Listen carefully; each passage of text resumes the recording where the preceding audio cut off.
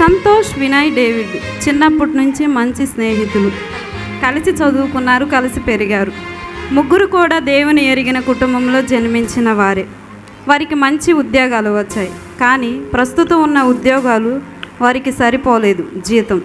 అందువలన వారి ఉన్న పరిస్థితి. అబ్బాయి ఏంట్రా, వారం నుండి ఉద్యోగం కోసం తిరుగుతూనే ఉన్నాము, ఒకరు కూడా అవకాశం ఇవ్వడమే లేదు. చా, అరే ఏం కాదురా సంతోష్, మనం ప్రార్థన చేసుకొని బయలుదేరాము కదా, ఆయన మనల్ని గమ్యాన్ని చేరుస్తాడు లేరా. ఓపురా, ఊరికే దేవుడు ప్రార్థన అంటావు, అవి జీవితంలో ఒక భాగం. అంతేగాని జీవితంలో ప్రతి విషయం దేవుని తీసుకురాకు. అసలే మా ఆవిడ ఇంటికి వెళ్ళగానే ఉద్యోగం రాలేదని తెలిస్తే కోపంగా చూస్తుంది.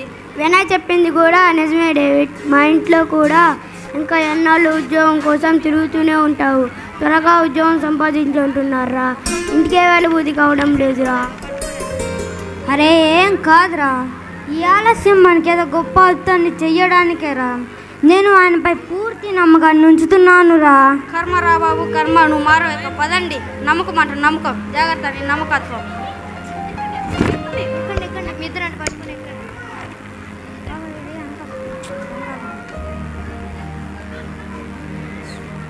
అరే సంతోష్, వినయ్ ఉద్యోగ ప్రకటన వేశారు చూడండి రా, ఇటు రండ్రా.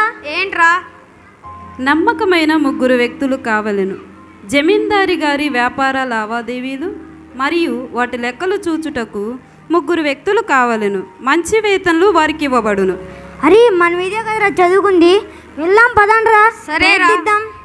దేవుని కృప వలన ముగ్గురికి జమీందారి కొలువులో ఉద్యోగం వస్తుంది. ముగ్గురు ఒక చోట సమావేశమవుతారు. అమ్మాయ, మొత్తానికి ఉద్యోగం సంపాదించామురా. అరే దేవుడు మన మీద దయ చూపాడురా, మనం ఆయనకి ధన్యవాదాలు చెప్పాలిరా. ఏంట్రా నువ్వు మన తెలివి చదువు చూసి ఇచ్చారురా, ఊరికే దేవుడని విసికించకు. అరే అసలు ఆ ప్రాణాన్ని కనిపించేలా చేసిందే దేవుడురా, లేకపోతే మన ఊర్లో ఎంతమంది చదువుకున్న వారు ఉన్నారు, కానీ ఆ ప్రాణం మనకే కనిపించేలా చేశాడురా. టైం వాడరా. మీ ఇద్దరు ఆపండి, దేవుడు దయం అని తెలుగు. ఏదో ఒక విధంగా ఉద్యోగం వచ్చింది కదా, మీ గొడవ ఇంటికి పోదండి.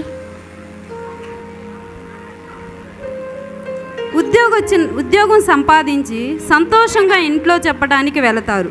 వారింటిలోని సంఘటనలు.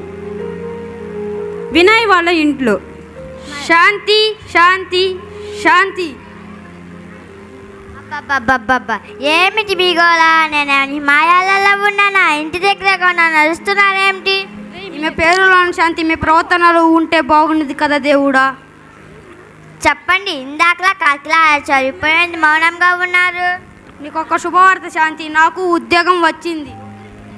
అయ్యో అవునా, నీ ఎంత జీతం? నెలకు 25,000. నాకు తెలుసు, మా ఆయన తెలివి కలవాడు. రండి రండి, భోజనం పెడతాను. అమ్మో ఏ మర్యాద, 25,000 అంత మర్యాద తెచ్చాయి నాకు. సంతోష్ వాళ్ళ ఇంట్లో సరళ నాకు ఉద్యోగం వచ్చింది. అవునా, మంచిదండి. మరి మీ వాళ్ళకి వచ్చిందా? వాళ్ళిద్దరికి కూడా ఉద్యోగం వచ్చింది. అయ్యో కర్మ, వాళ్ళకంటే గొప్పగా ఉండాలి. నేను కొరకు ఏంటి మీరు? నీకు తెలుసుగా సరళ, మేము మంచి స్నేహితులమని. స్నేహం అంటే హాయ్ బాయ్ వరకే ఉండాలి, జీవితంలో అందరికంటే ఒక మెట్టు పైన ఉండేలా చూసుకోవాలి. ఏంటో మీరు. డేవిడ్ వాళ్ళ ఇంట్లో రాణి ఈ స్వీట్లు తీసుకో. ఏంటండి, ఉద్యోగం వచ్చిందా? అవును రాణి, ఆయన కృపంలో వచ్చింది. అమ్మాయ, ధన్యవాదాలు దేవుడు, మా కష్టాలు తిన్నీ తీరిపోయినట్టే. వెళ్ళి కూరగాయలు తీసుకురండి. సరే రాణి. ఇలా కొన్ని నెలలు గడిచిన తరువాత 6 నెలలు గడిచాయి, ఇంకా 75,000 వస్తున్నాయి. జీతం ఏమైనా పెంచేదా లేదా అడగండి మీ యజమానిని. సరే శాంతి, ఊరికి అరవకు.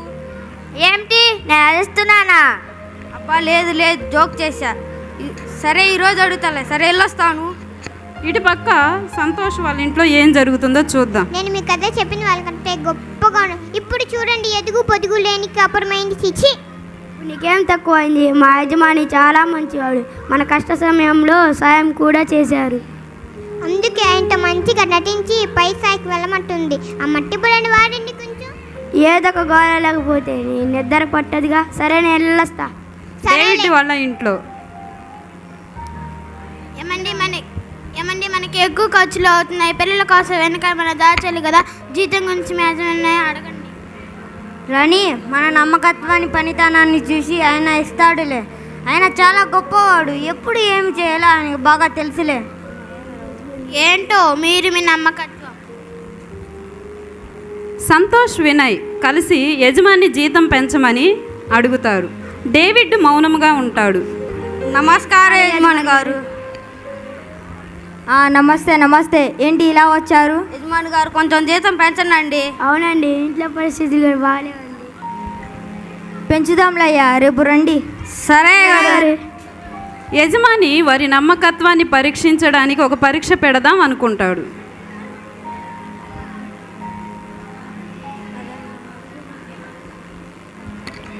సంతోష్, వినయ్, డేవిడ్, రేపు మీరు ఒక ఊరికి వెళ్ళాలి. ఉదయం 7 గంటలకు రెడీ అయ్యి రండి. సరే గారు. మరుసటి రోజు ఉదయం యజమాని 3 బ్యాగులతో రెడీగా ఉంటాడు.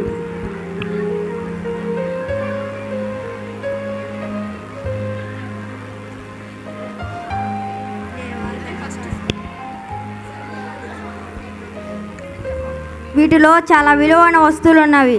ఇవి ఆ పక్క ఊరిలో ఉన్న నా స్నేహితుడి దగ్గరికి జాగ్రత్తగా చేర్చాలి. గుర్తుపెట్టుకోండి, అసలు వీటిని తెరవకూడదు. సరే గారు. ఆ బ్యాగులు చాలా బరువుగా ఉంటాయి. ప్రయాణం కొనసాగిస్తూ ఉంటారు. మధ్యలో ఒక సంతలో సంభాషణ. ఏంటి వినా ఆగిపోయావు? రా వెళ్దాం. ఈ బ్యాగులో ఏమో ఉండే ఉంటాయి, కొంపదీసి బంగారం ఉందేమో. ఏంటి వినా ఆగిపోయావు? రా వెళ్దాం. మీరు పదానే, నేను వస్తున్నాను. సరే చిన్నగా వెళ్దాం. వినయ్ అత్యాశతో ఆ బ్యాగుతో పారిపోతాడు. సంతోష్, డేవిడ్ ఎంతసేపుడికి వినయ్ రాకపోవటంతో సంగతి అర్థమయ్యి ఇలాగూ అనుకుంటారు. అరే, వినయ్ గారు పారిపోయాడు రా. మన యజమాని ఎంతో నమ్మి పంపించాడు రా మనల్ని. అవునులే, ఇంతకీ బ్యాగులు ఏముందంటావు? ఏమన్నా తెలుసా? ఏమోరా, చూడవద్దని యజమాని చెప్పాడు కదా. వీటితో ఉంటే ఏం లాభం? మా వినాయకుడు హాయిగా వెళ్ళిపోయాడు. నిజంగా ఈ బ్యాగులో వజ్రాలు ఉండే ఉంటాయి, వీని మార్చేసి వెళ్ళిపోవాలి. అడవి మార్గము గుండా వెళుతూ వస్తూ ఉంటే ఇదే అవకాశాన్ని సంతోష్ తన దగ్గర ఉన్న బ్యాగుతో పారిపోతాడు. సంతోష్, సంతోష్, ఎక్కడ ఉన్నావురా? అయ్యో, నువ్వు కూడా మోసం చేసి వెళ్ళిపోయావంట్రా. నువ్వు కూడా పారిపో, వాళ్ళిద్దరు వెళ్ళారుగా, యజమాని కూడా లేడు. ఏమన్నా అడిగితే దొంగ వచ్చి పట్టి తీసుకొని వెళ్ళాడు అని చెప్పు. నువ్వు పారిపో.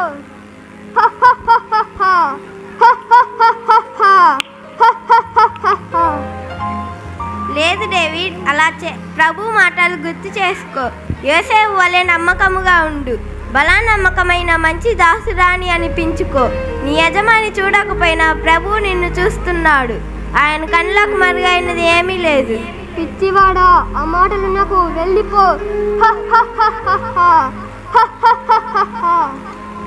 లేదు డేవిడ్, నమ్మకముగా ఉండు. నమ్మకమైన వారికి మెండుగా దీవెనలు కలుగుతాయని దేవుని వాక్యం చెబుతుంది. నువ్వు పారిపో. లేదు డేవిడ్, అలా చేయకు. నువ్వు పారిపో. లేదు డేవిడ్, అలా చేయకు. నువ్వు పారిపో. లేదు డేవిడ్, అలా చేయకు. ఈ సంఘర్షణలో డేవిడ్ మోకాళ్ళు వేసి ప్రార్థిస్తాడు. ప్రభువా, నీ చిత్తం చేసే శక్తిని నాకు ఇవ్వండి. నమ్మకంగా ఉండడానికి నీ కృప నాకు దయచేయండి. డేవిడ్ లేచి ముందుకు సాగి యజమాని చెప్పిన ఆ ఊరిలోనికి వెళ్తాడు. అక్కడ యజమాని ఉండటం చూసి ఆశ్చర్యపోతాడు. సార్, మీరు ఎప్పుడు వచ్చారు సార్? బలా డేవిడ్, బలా. నువ్వు సంతోష్ వినాలా కాక నమ్మకంగా ఉన్నావు. లేదు సార్, నాకు కూడా పారిపోవాలని అనిపించింది, కానీ నా దేవుడు నన్ను తప్పు చేయనివ్వలేదు. అందుకే నేను ఇదంతా చేయగలిగాను. నిజంగా నీ దేవుడు చాలా గొప్పవాడు. నీ దేవుడి గురించి నాకు కూడా చెప్పు. ముందే బ్యాగ్ని ఓపెన్ చేసి చూడు. డేవిడ్ ఓపెన్ చేసి చదివితే ఇలాగూ ఉంటుంది. ఎవరైతే ఈ బ్యాగుతో పారిపోకుండా గమ్యస్థానానికి చేరుతారో వారే నా తరువాత నా ఆస్తి అంతటి మీద వారసుడు. ఎందుకంటే నాకు పిల్లలు ఎవరు లేరు. ఇది చదువుతున్న డేవిడ్ ఆశ్చర్యపోతాడు. సంతోష్, వినయ్ అయ్యో ఎంత తప్పు పని చేశాము అని తలపట్టుకుంటారు. నమ్మకమైన వారికి మెండైన దీవెనలు కలుగును. సహోదరులారా, డేవిడ్ ఈ లోకపు యజమానుడికి ఎలాగూ నమ్మకముగా ఉన్నాడో అలాగే మనలను నమ్మిన పరలోకపు యజమానుడికి మనం నమ్మకముగా ఉండాలి. అందుకే దేవుని వాక్యం చెప్పింది, నమ్మకమైన వారికి మెండుగా దీవెనలు కలుగును అని.